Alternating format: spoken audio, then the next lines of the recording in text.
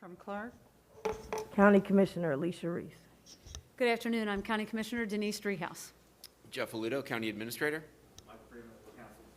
Thank you all so much. Stephanie Summerall Dumas, President of the Hamilton County Board of Commission. We have in front of us, our first item on the agenda is COVID-19 Comprehensive Report. Our Health Commissioner, Greg Kesterman. Good afternoon, Commissioners. Thank you for having me today. We'll start, as I always do, with a run through the slides. So here in Hamilton County, we continue to see growth of COVID-19 cases. Today, we are up to 40,000 active cases that we know about within our community. I believe last week we were at 32,000. So this number continues to go up at a rate that we have yet to see throughout the pandemic. Another way to look at this is our case count, our 7-day case count. Today, we are at 2,207 cases per day. So we continue to see increase in cases at a very high rate. Our reproductive value for Hamilton County is 1.30, and for the region we are at 1.38. And our percent positivity is at 33.7 for the region. Hamilton County is much closer to 25%. Unfortunately, as you've heard me say, we don't exactly know all of the cases, lots of home test kits and lots of different ways people are getting tested, but what we do know for sure is the number of people within our hospital systems. Today we have 1,006 people within our region's hospitals. About 1/3 of all patients within our hospital systems are COVID positive at this point. We have 200 individuals in the intensive care units and 141 individuals on ventilators. For those who are on ventilators, that represents about 75% of the ventilator usage is for COVID positive patients. 3 out of 4 people on a ventilator are positive for COVID. This statistic I continue to share, the hospitals are being utilized primarily by individuals who have not yet been vaccinated. So I always want to use this as an opportunity to encourage vaccination. That number does fluctuate weekly. If you look at the snapshot in time, last week I talked about 3% being vaccinated, 97% not vaccinated. The week ending on January 12th, it is a little higher. It's closer to 5% who have been vaccinated, 95% who have not been. But once again, 95% of those hospitalizations on the week ending January 12th are related to individuals who have not yet completed their vaccination series. We continue to see deaths as a result of the pandemic, on average about 4 to 5 deaths per day. And we continue to track those. The Centers for Disease Control map, we are at 1,751 cases per day per 100,000, as well as I mentioned, 24.66% positive for our community. The entire state of Ohio continues to remain high transmission. The good news is we continue to see folks coming to our vaccination clinics.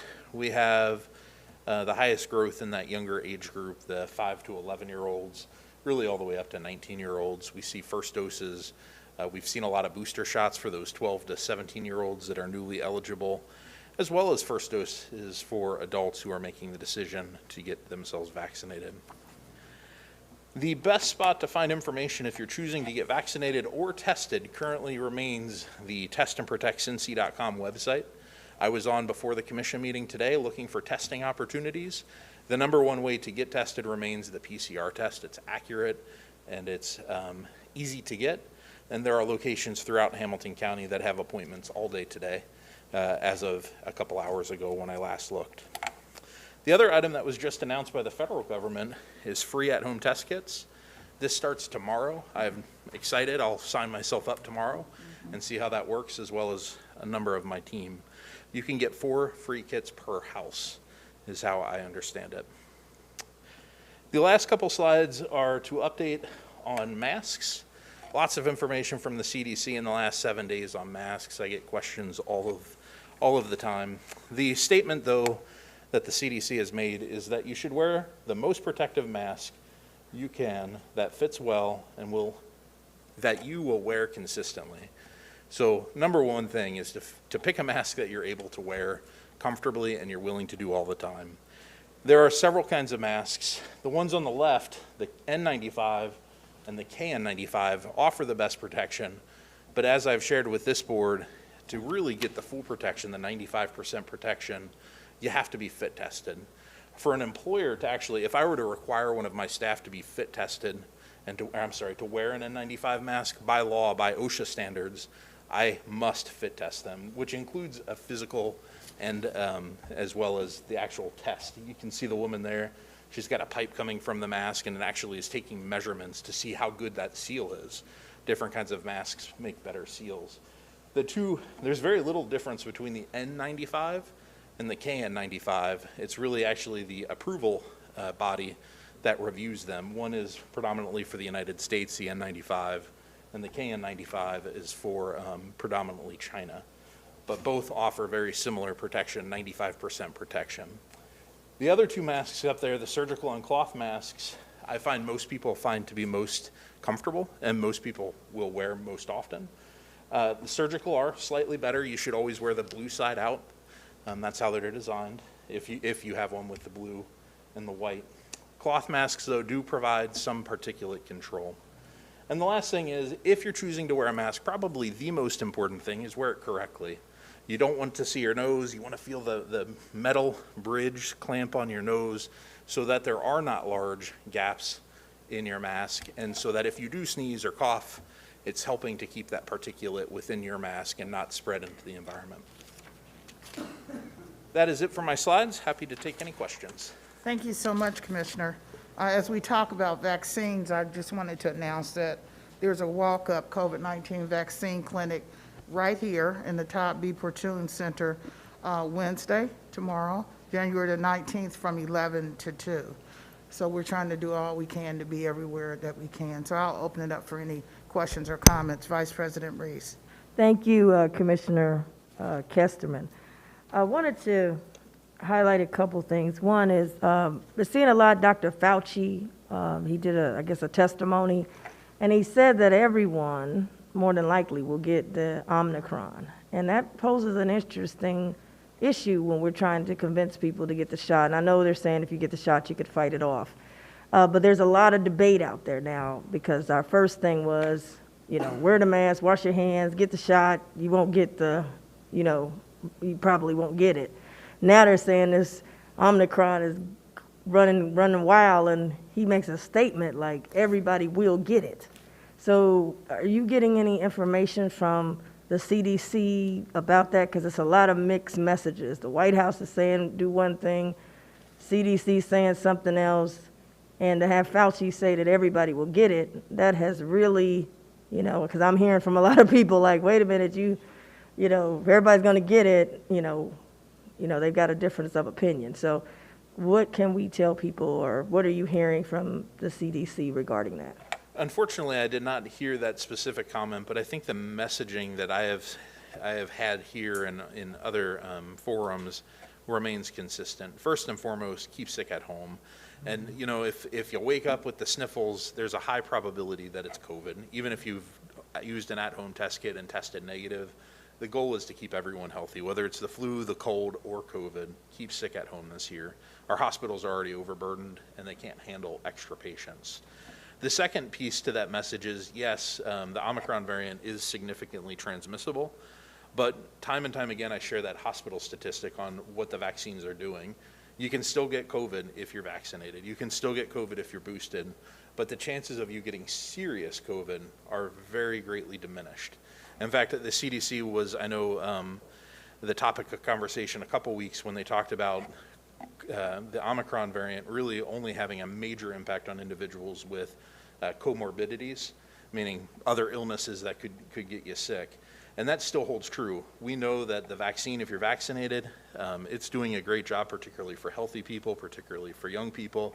There is increased risk if you have comorbidities, but if you're doing all those other things, I think you're still in a safe spot. Okay. Thank you. I wanted to get that out because that is a lot of folks talking about that. Also, Ms. Kisha, who owns Originality, small business owner, she had contacted me and was saying, we are at the Board of Elections now. Yep. And she wanted to know, I thought we had some stickers, and if we don't, this was one of her ideas. I told her I would bring it forward to you. She was saying, is there a sticker, when you're triple vaxxed or something like that. And I thought we had some stickers. I wasn't sure. So I told her that I would bring that question. I thought it was a good idea. She said, kind of like when it says, I voted today or I've been vaccinated. Could you talk about that? I thought we had something like that you already had done.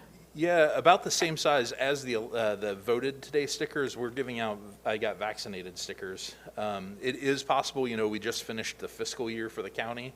It is possible at the end of the year we might have ran out for a week or something. I'm not aware of that, but sometimes at the end of the year something like that could fade away for a minute while we try to get a new purchase order in place. But we are giving out stickers. If she didn't get one and wants to come, she can reach out to me and we'll take care of it. But yeah, wear it proudly. Thank you. And then my last question is, we had a presentation by Closing the Health Gap, and one of the number one issues, they did a survey among African Americans and those who were hesitant. And they're not, and I want to clarify this, African Americans are not the only people that's hesitant. It's across, race and age, et cetera. So we are certainly having efforts to hit everybody. But one of the issues was limited information on side effects. And I know that you're in touch with the CDC, I guess weekly or daily probably now. Are they, what are you hearing about that? Are they getting some information out there and if it is it something that we can do to better get that information out? Because that was one of the top issues, is that people concerned about these side effects and there was limited information. Yeah, we certainly have information on our website, and there are other areas for information about the side effects associated with COVID-19. Traditionally, the best source is the Centers for Disease Control website. The unfortunate truth of the matter, though, is there's so much misinformation and so many loud voices on social media that it's really hard to push the truth and to speak up louder than those other sources. But to the point, I think we can always do better. So we'll continue to promote and continue to push that information and make sure that it reaches the right communities, just like we did with Test and Protect, just like we did with our early vaccination campaigns with the mobile units. We bring the information to the communities where we know there's lower vaccination rates. And just because we're there doesn't mean you have to get vaccinated. We have nurses on staff that are waiting for people, and they're happy to share information. So I continue to encourage folks, if you're hesitant to get vaccinated, just come and talk to a nurse. Come with no plans to get vaccinated. Just come and chat and learn what you can. If you're not comfortable with our nurses, feel free to use another medical source, but always go to a true medical provider for that information. Yeah, thank you. I wanted to make sure I got that out too, because you're right. And I want to thank your staff with the mobile operations and the 513 relief bus.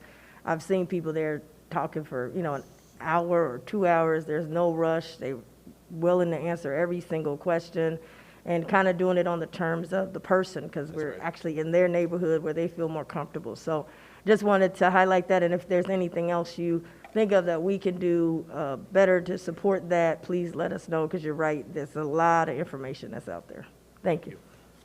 Thank you, Commissioner Dreehouse. Thank you, Commissioner Kesterman, for being here.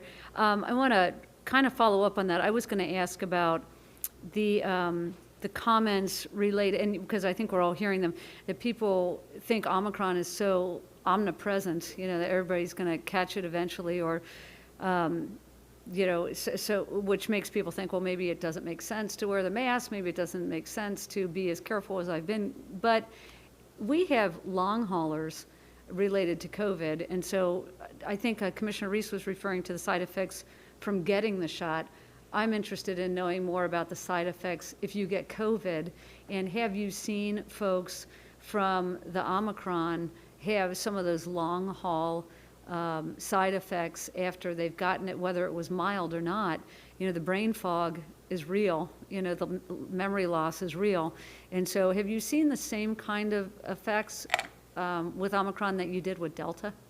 So the folks, when talking with the folks in the medical community, I think one of the comments that I've heard is that Omicron really just sprung upon us so quickly. It's really a little bit too early to know the full long-term impacts of Omicron. But there's no reason to believe that some of those side effects that you just mentioned, along with lesser ones like loss of taste and smell, won't last for months, if not much, much longer. So it's still real. And, the other thing I think it's worth pointing out is, while many of us might feel like it's just a sinus infection or it's a cold, because the symptomology is so much less with Omicron, it appears, for the majority of population, the hospital numbers aren't lying, and those are people with Omicron. And so a certain portion of the population, including 50-year-olds and 60-year-olds, are ending up in life-threatening situations within our hospital system. So it's easy to dismiss Omicron just because of the way it's been presented, but it's real, and there could be long-term health impacts that we don't yet know. Right. Great, thank you. Okay, thank you so much. I appreciate it. Thank you very much. Next item on the agenda is a presentation on Mill Creek Alliance.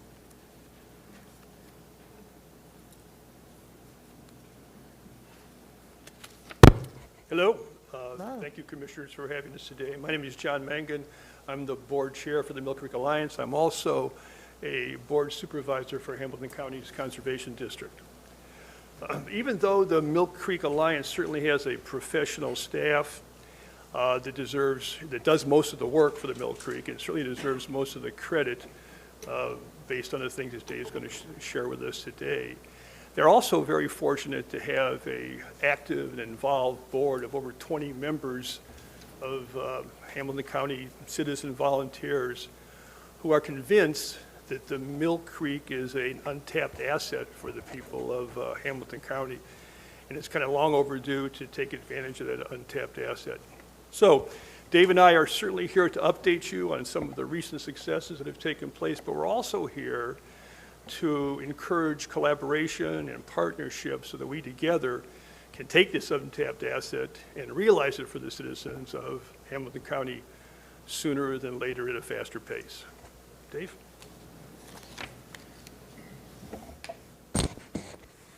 Thanks, John, and thank you, Commissioners, for giving us the opportunity to visit with you here today and talk a little bit about the recent successes of the Mill Creek Alliance and some exciting things that are coming up in the near future. Let's see there. First thing I'd like to point out is, even though Mill Creek Alliance is a small organization, we only have 4 full-time staff and a bunch of very dedicated volunteers and college interns. We've been very successful in bringing in grants. Just in restoration projects alone, stream restoration projects, in the last 2 years, we've brought over $2 million worth of projects into Hamilton County and over $3 million region-wide, including the rest of our watershed, which extends up into Butler County. And that doesn't even count all of our other educational and recreational programs. That's just stream restoration work. We also leverage action. And I'll show you a couple of specific examples. The projects that we begin are often the catalyst for much larger collaborations, public-private partnerships that result in even bigger impacts. So let's talk about a few of those here in Hamilton County and in the vicinity. We have a project going right now, right here in Hamilton County on Sharon Creek. Some of you may know Sharon Creek hits the main stem of Mill Creek in Evendale. And then if you follow it upstream, it goes through Sharonville and up into Sharon Park, one of our great county parks. So Mill Creek Alliance, in collaboration now with several other entities, including Evendale and Sharonville and Great Parks of Hamilton County, have successfully obtained funding to do over a mile of stream restoration work on Sharon Creek, and we're actually acquiring that land. We're not just going in and restoring the stream, we are actually acquiring that land from Norfolk and Southern Railroad in a combination of conservation easements and fee title acquisition. And as part of this, as it has developed, a private family, the Brown family, has now come on board and is donating a bunch of undeveloped floodplain land right next to the creek. So this is sort of a very high aerial view of the whole project. You see, this is the very large and still operating Norfolk and Southern Railroad yard that's along Sharon Creek. This narrow strip right up here is where Sharon Creek flows on up into Sharonville, and then Sharon Woods is up off the screen here. We're going to be acquiring this entire stretch from the main stem of Mill Creek on up into Sharonville. And then you'll see this larger area of undeveloped green space here That is the undeveloped land that the Brown family is donating to us for the project. Almost all of it is in the floodplain. And in the Mill Creek Valley, where everything has been heavily developed and urbanized and suburbanized, it's very unusual and a unique opportunity to be able to get our hands on a big undeveloped chunk. Most importantly, we can use this land, and we're going to use this land in collaboration with Great Parks of Hamilton County, to recreate a floodplain wetlands. And what's important about that in turn is that, as I know that all of you know, there are places in the Mill Creek watershed, places in our county, that we have a lot of problem with stormwater and with flooding. When we have these big 3 or 4 inch rains, and the Mill Creek and tributaries overflow, it causes a lot of damage for people and sewer backups and all this stuff. And with this kind of a project, recreating a floodplain wetlands, we can hold back over 25 million gallons of stormwater that otherwise would come barreling down the stream, cause damages to residents, damages to businesses. So this is a great collaboration between municipal entities, Sharonville, Evendale, private companies, Norfolk and Southern, other non-governmental organizations, Hamilton County Parks. And this is going to result in not only a beautifully restored stream, but it's also going to contribute to MSD's mission of keeping stormwater out of the sewer and sanitary systems, and us causing, and all of this stormwater floodwater causing damage to residents and businesses. The other thing I'll point out is that it's also part of the overall vision for trails in our county. I'm sure many of you are familiar with Tri-State Trails. We work closely with them. We have already built about 6 miles of the Mill Creek Greenway Trail and are building more. And a part of that overall vision is what's called the Triangle Trail. So this darker blue line is the main stem of Mill Creek. And of course, the Mill Creek Greenway Trail follows along that main stem. But the Triangle Trail is envisioned to continue up Sharon Creek into Sharon Woods Park. And then we want to come across through Sharonville and Glendale and other Forest Park, other communities, and connect to Winton Woods on the east-west line, and then come back down the west fork of Mill Creek through Woodlawn and Wyoming, Arlington Heights, and Lockland. That's the vision that they call the Triangle Trail. So our project on Sharon Creek is going to allow for the construction of one entire arm of this Triangle Trail in one fell swoop, which again is very unusual. This is another great example of a public-private partnership that we are developing here in Hamilton County, is our collaboration with the Ford Motor Company in Sharonville. And I'm sure most of you are familiar with the big Ford Motor plant that's right at the intersection of, this is Sharon Road down here, and this is Mosteller Road right there. And I'm sure you know there's a huge Ford plant there, and they have a huge amount of land, and almost all of it is paved, right? So when you get, again, you get a big rainstorm, a lot of water comes off of all that pavement, as well as all of the flat roofs on the Ford plant itself. And right now, all of that water gets channeled through their stormwater system directly into Mill Creek, and then just goes blasting down the creek, again, causing all the kinds of problems that we just talked about because of with sewer backups and other property damage. So, and I have to give John some credit for this. John has actually started working on this project about 6 years ago. But over time, and in many discussions with Ford, we have now gotten them to agree and to contribute to a project where they're going to let us tear up about 10 acres of asphalt right here at the corner of Sharon Road and Mosteller Road, and turn it into wetlands. We're going to, some of you who are familiar with the area, there's a big berm that runs right along Sharon and Mosteller here to prevent flooding. We're going to move that berm back significantly And then in that space, we're going to create a floodplain wetlands. And so all of this is a view of their stormwater system. I won't bore you with all the engineering details, but instead of all the water that's captured off of their parking lots and the flat roof of their building, instead of blasting into Mill Creek, is going to get channeled into this floodplain wetland, where of course it will be detained, it will settle down, percolate through the groundwater, get filtered, become much, much cleaner, and then flow through the groundwater into Mill Creek slowly over time. And if there is overflow, there will be an overflow up here, but that too will pass through a filter system so that contaminants and garbage are not hitting the creek.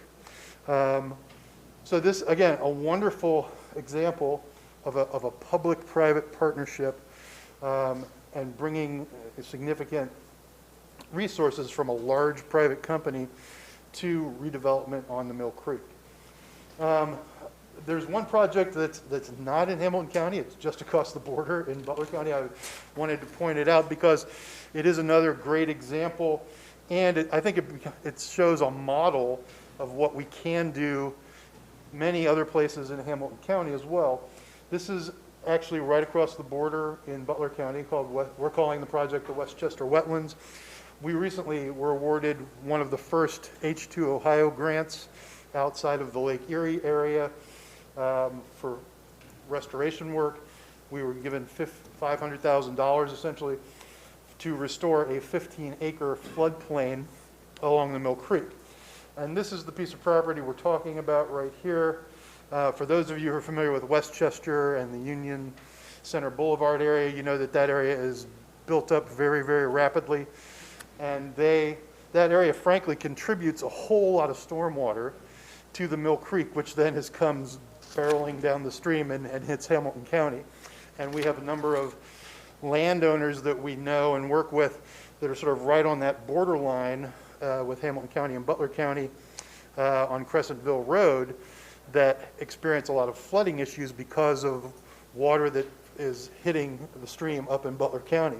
So this project will help address this. So we worked with a private developer, North Point Development, that is building these buildings over here, this light manufacturing and IT center over here. But they're letting us take this part of their property and turn it into, again, a big floodplain wetlands complex. This complex will hold back about 17 to 18 million gallons of water. But the really exciting part about this is, again, it shows how these things can develop into a huge collaboration that can do even more. We are now talking and have the cooperation of Westchester itself, which owns these two parcels here, which is called Ellis Lake Wetlands. That's an existing park. Fisher Development, which owns this section right here, and this whole large section over here, which is also owned by North Point Development, who we're already working with. And all of those parties, we and all of those parties are coming together, and what started as a 16-acre wetlands project that would hold back maybe 16, 17 million gallons is becoming about a 150-acre project. This whole area is going to become one big wetlands complex, which is remarkable because, one, it's going to be a huge and beautiful new park that will be run by Butler County Metro Parks in the middle of a very rapidly developing urban and suburban area. But even more importantly, from a flood control and a stormwater control perspective, it's going to hold back over 100 million gallons of stormwater that otherwise would come zooming down the main stem of Mill Creek into Hamilton County. So again, these collaborations show an amazing benefit, both from an ecological standpoint and restoring the stream, but also helping with a number of other stormwater and floodwater issues in our county. And then one of the final collaborations I'd like to point out is what has developed as a result of the Canoes and Conversations event that we had just this past summer.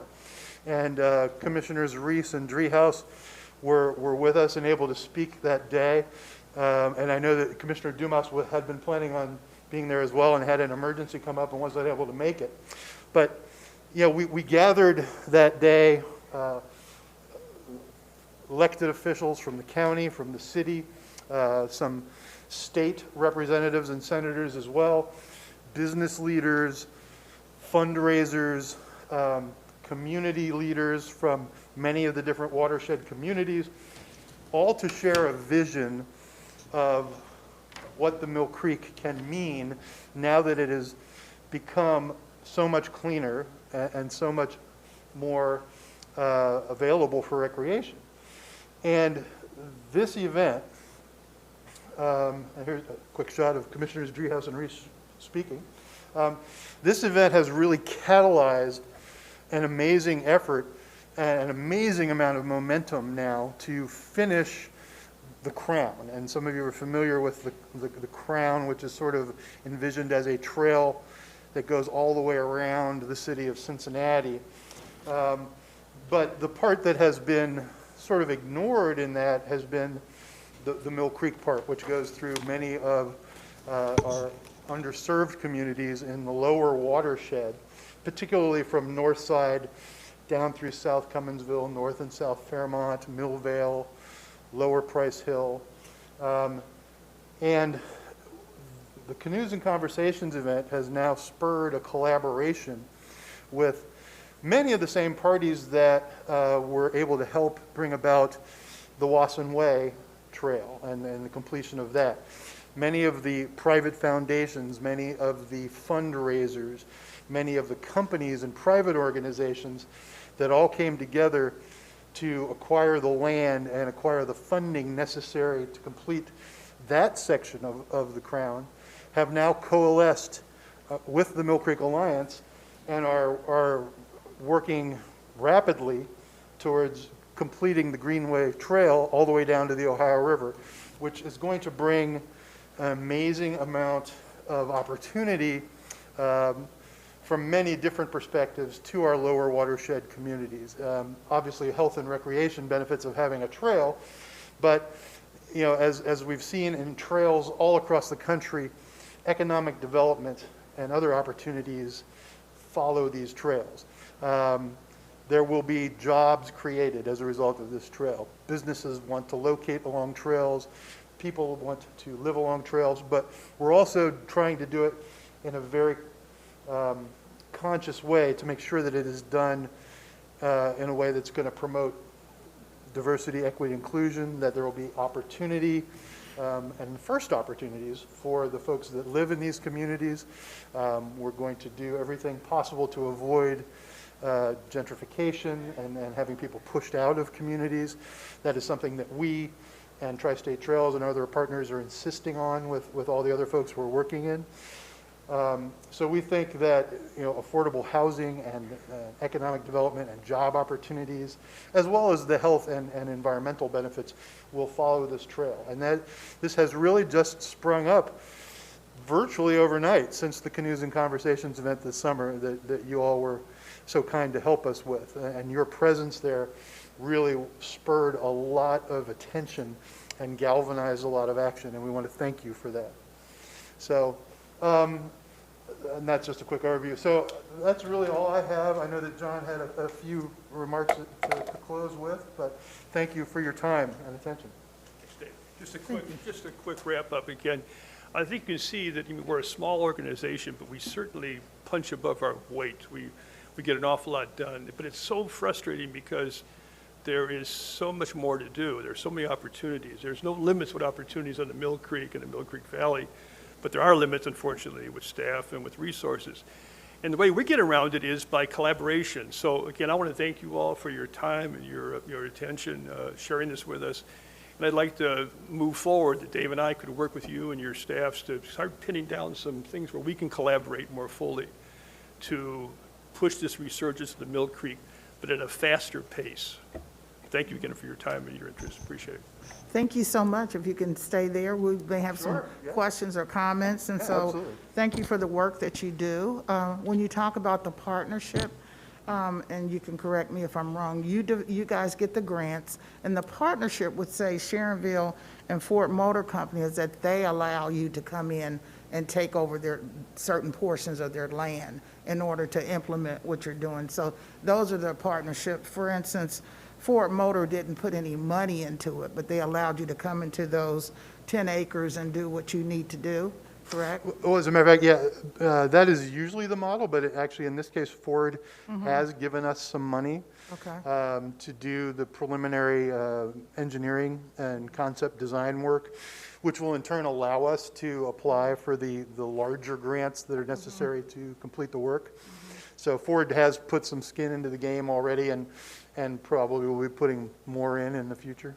And that might be something you want to do. Like you say, you're a small group, and so to have those entities input, because I was just sitting here thinking about, which we haven't gotten back to, we will this year, our impervious surface fees possibly, and they'll be happy that you're doing what you're doing, so they don't have to worry about that fee that they may encounter. I know in Sharonville, going through there when it's raining, it's like, I've had to turn around and go the other way, so thank you so much for selecting that area for refinement. So, Vice President Reeves.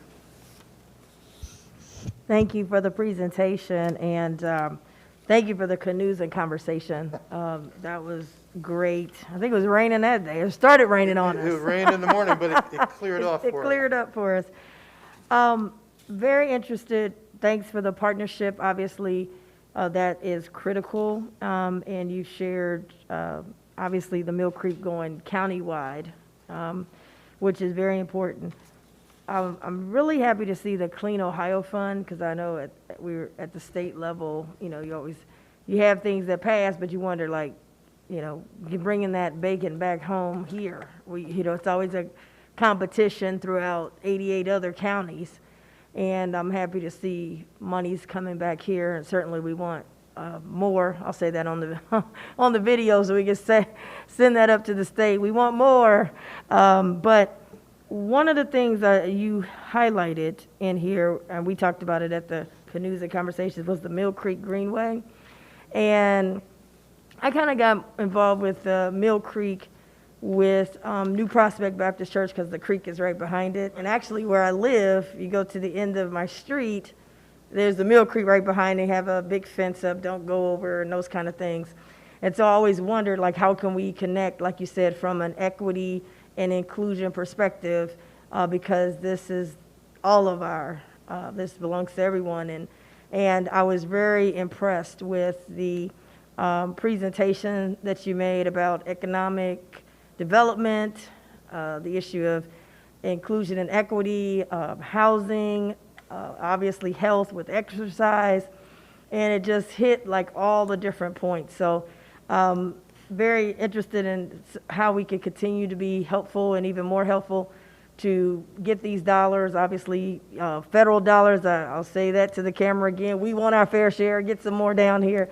But I think you've got a model in place, and then you have a public, where you have a public and private partnership. So when you're bringing those kind of partners in, whether it's Ford and businesses connected with the actual communities that you're in, those are certainly some good models. So I want to, thank you and congratulate you on your work, and certainly look forward to learning more, hearing more, and if there's other opportunities, because even though we are a quote-unquote urban county, we have a lot of things that deal with agriculture and the environment. And sometimes we think about environment, it's kind of like in a vacuum, but we have all of these issues that hit and touch diverse people. So I do want to thank you for your forward thinking and the partnerships that you have, and looking forward to working with you. All right, thank you.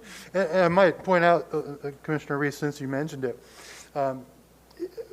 providing quality access points to the creek is certainly part of our overall vision for the trail as well.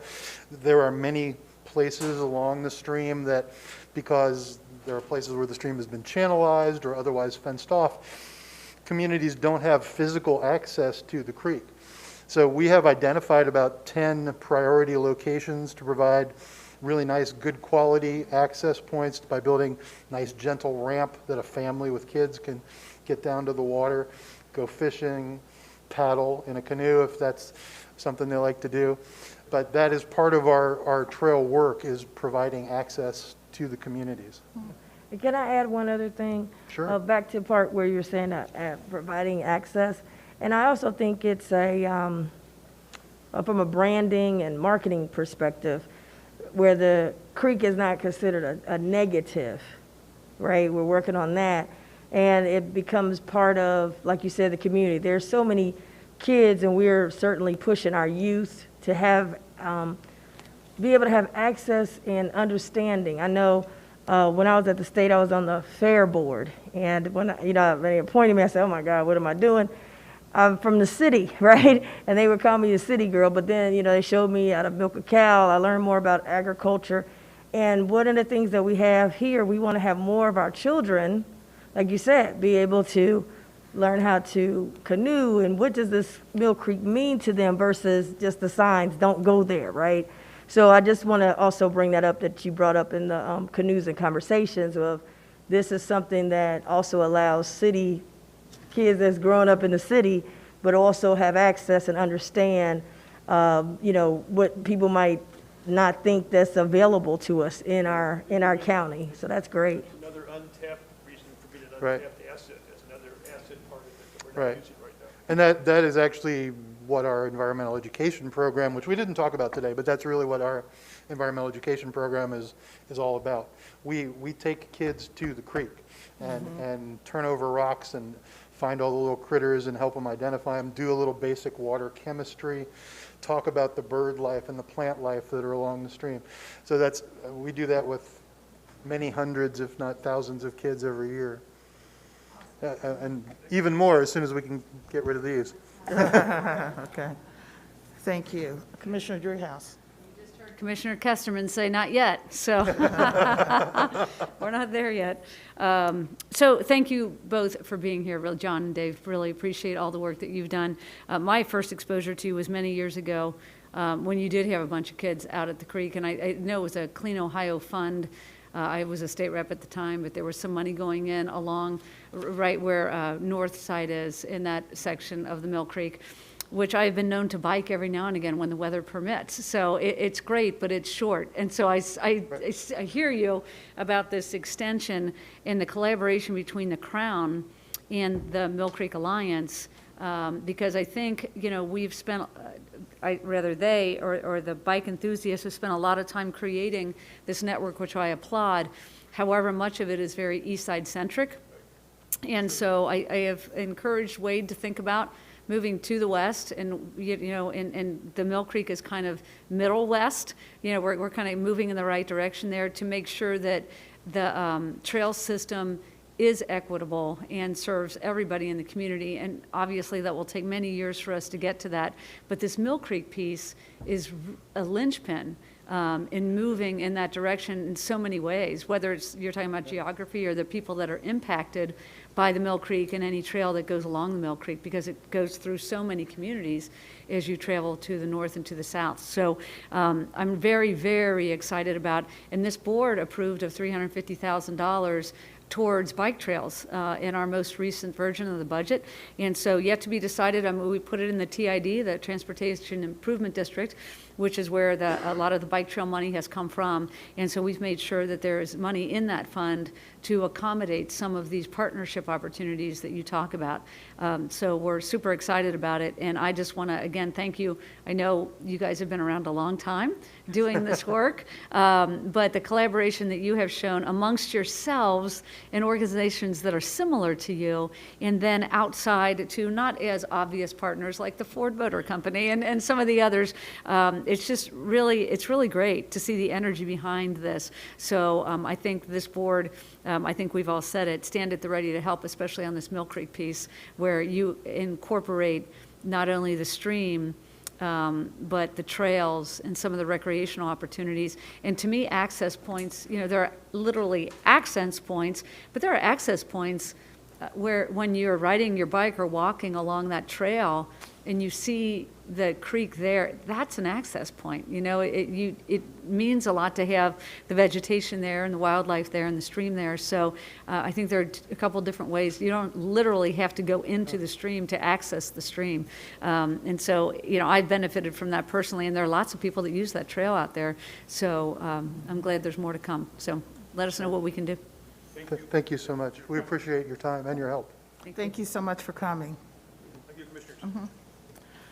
Okay, before we go to our executive session, just want to make two announcements. I already talked about the COVID vaccine tomorrow, but I don't want to just glaze over it. For those that are listening, it is a collaboration with the Hamilton County Public Health that team with the commissioners, and it is free. So we have all 3 vaccines that are available. Everyone 5 years of age or older is eligible to get the vaccination. If you're receiving a second, third, or booster dose, don't forget to bring your vaccine card with you. The event is free, as I said earlier, open to the public. No appointments will be taken, but this is a walk-up event only. However, you can decrease your wait in line by creating an account at www.armorvax.com. So I just wanted to make sure people know about, and as I was saying, it's going to be right here at the Todd Pertune Center for County Government from 11 to 2. And I have one other announcement that I'd like to make. Something happened this weekend that had to do with Orange and Black. Something happened this weekend, and the community, Hamilton County, was able to unite like never before. And today, we had a special delivery. If my chief of staff could come up. Oh, my gosh. Okay, he's running with, somebody get that on the picture. Okay. So presented to us, to the Hamilton County, their residents, taxpayers. I was presented with a playoff game ball. Zach Taylor did sign it, and Mike Brown signed it. And we will figure out how to secure it so it can be on display for our residents to come and take a look at it. And so I'm going to throw it to you. Yeah. Okay, all right. Yeah, okay, and then you're going to throw it to her. Hold on, I gotta get close to it. Oh, that was a good throw. Yeah, there you go. Yes, I wanted that long throw. So if you would like to say a few words and thank, I thought it was very good. We kept hearing on television, Cincinnati is so excited. Cincinnati is so excited. I said, okay, they are excited, but we have almost 520,000 people out in the county that don't live in Cincinnati that are also excited. So would you like to make some comments while you hold the ball? And I didn't say the score, unless you were in a cave. Yeah, okay. Let me just say, this is huge for our county and obviously city of Cincinnati and for the commission. And that I'm telling you, our team is just, I said it last week, and we have an awesome team. We got a team that's ready for the Super Bowl. And I want to just thank Coach because he started a tradition that I think is huge. He said that he was going to give the game ball to the ownership, Mr. Brown and the family.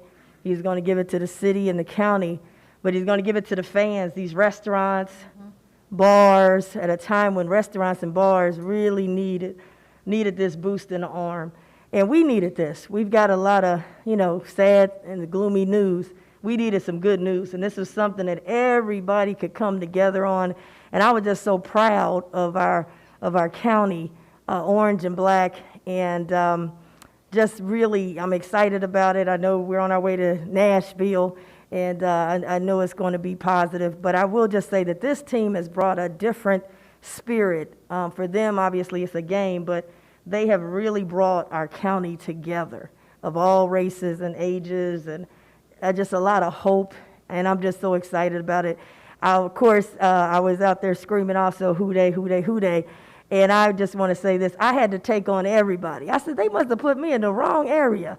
I had the Raiders to take on. I had somebody with a Steeler jersey to take on. I had to take them on. I had to take somebody came with a Patriots jersey, somebody from Philadelphia, Eagles. I said, they even brought somebody from Miami, and they didn't even make the playoffs. But I'm happy that all of them have lost. And we're still in Houday and all the way to the Super Bowl. Thank you. This has just been great, and Madam President, this is the best news I think that our commission has had in 22. Thank you. Thank you. Okay, Commissioner Dreehouse. This is a nice ball. This is a nice football. Beyond thrilled for the Bengals, for the community. The game was a little too tight for my taste, honestly. I started to worry there at the end, and I'm like, oh my gosh, what's going on here? But they pulled it out, as they always do. And so I, too, think we're ready for the Super Bowl. I cannot wait for that game. I don't know how many folks are going to Nashville, but we'll all be watching from here or from there to celebrate and cheer on the Bengals on Saturday. So it's just a thrilling time to be in Hamilton County. The team has been great. The community's been great, and we've worked with the city to celebrate. So I'm super excited about this. I'm very optimistic about the year. So I wonder, I guess no one was here 31 years ago when we won the playoff, right? Because I don't know if we ever have received a football before as a county commission. That would have been 31 years ago. Right. And I don't know if anybody has that long of a history here. But I like this tradition. And we're going to have to figure out a display case or something so that the citizens of the county can come take a look at this, because this is something. So anyways, thank you. Houday. Houday. That's right. Why don't we pass it down and see if Jeff wants to say something or hold the ball? Or... I will only say that I was at the game 31 years ago when they beat the Houston Oilers. So this has been a long time coming for a lot of people. So just congratulations to the team, to ownership, to everyone down at the Bengals. Congratulations to the city and the fans, and it's going to be an exciting ride for the next several weeks. So I think everybody's looking forward to it. So this is fantastic. Fantastic. Okay. No, Mike said, just hand it back. Make sure. Yeah, just you.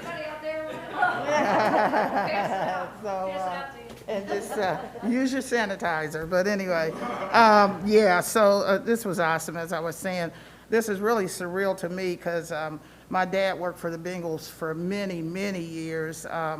Paul Brown was his commanding officer when he was in the Navy, so they went way back, and the Browns were just really good to him when he got really sick. So just to get this and to see this and I'm a survivor of the Freezer Bowl. You probably, yeah. So, but anyway, so we will make sure we display it. So, Quentin, you want it? Okay. Commissioner, one thing this does remind me of this tradition of giving the ball to the fans and to the community.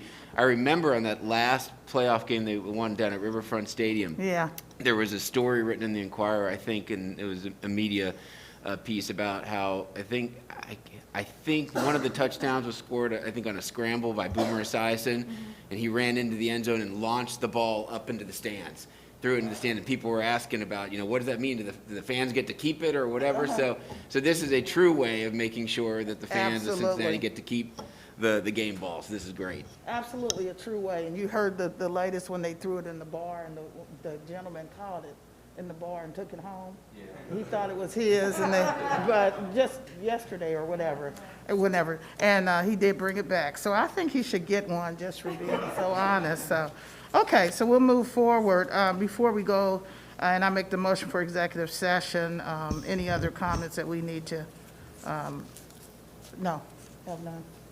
I'd like to make a motion to go to executive session pursuant to RC Section 121.22 G4 regarding collective bargaining.